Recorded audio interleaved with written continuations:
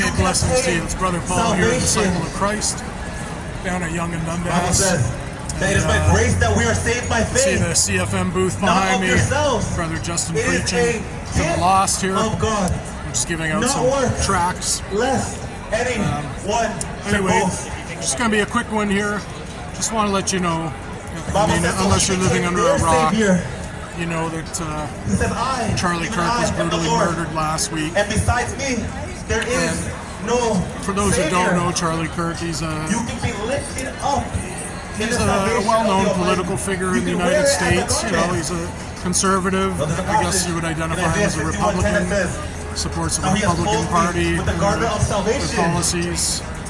You would say, well, why is that important? But he also, Charlie was someone who is a faithful Christian. He believed in preaching the gospel, sharing the gospel, and saving the lost. What did he get murdered for? He's someone who had a heart for the people and went around to college and university campuses to reach young people and to try and engage them in dialogue and discourse. That's what university is for.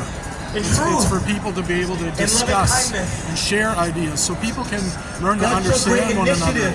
Even if they don't agree on something, you might at least understand why someone thinks a certain way or believes a certain way, even if you don't agree with it. Waking up Christmas morning, if you just hear each other out, going down to your living room, more and more on the left, there is no discourse. They don't want to have a conversation. Well, the Bible says, and often it's because they don't come with facts or statistics or data. They just come with their feelings and emotions.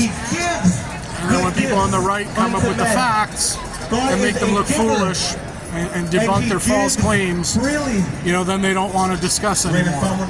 That's not the way to reach peace or unity in a society. It's to share, it's to have open dialogue and share ideas and discourse. So this is what Charlie Kirk did, and this is why he was murdered. Because people didn't like what he was saying. They accused him of hate speech. The man didn't have a hateful bone in his body. He never spoke hate. Now he said things that people hated, but that's not the same thing as hate speech. So anyway, the reason I'm here this Sunday in Toronto, this Saturday in Toronto, 2 p.m.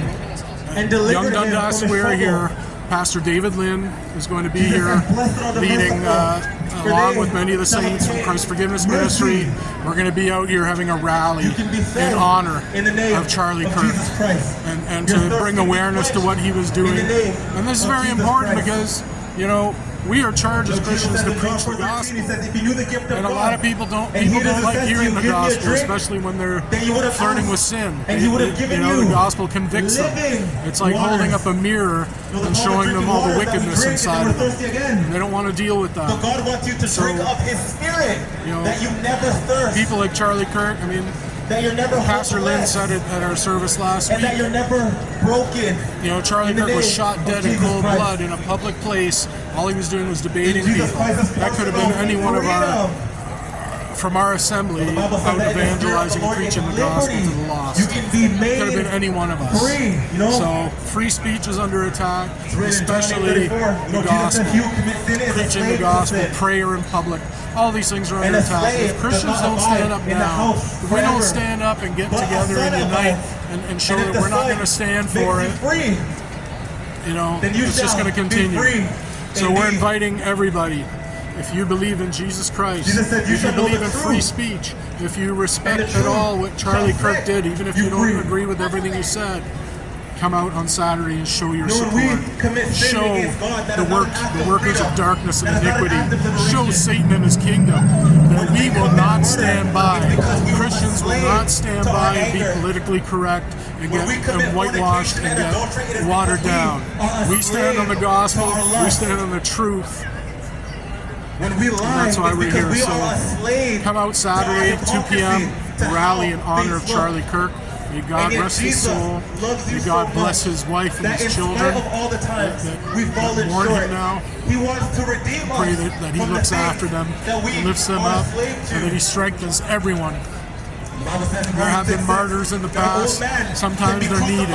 Sometimes someone has to lose their life for other people to wake up and realize that there's danger and we're under attack. So don't let his loss be in vain.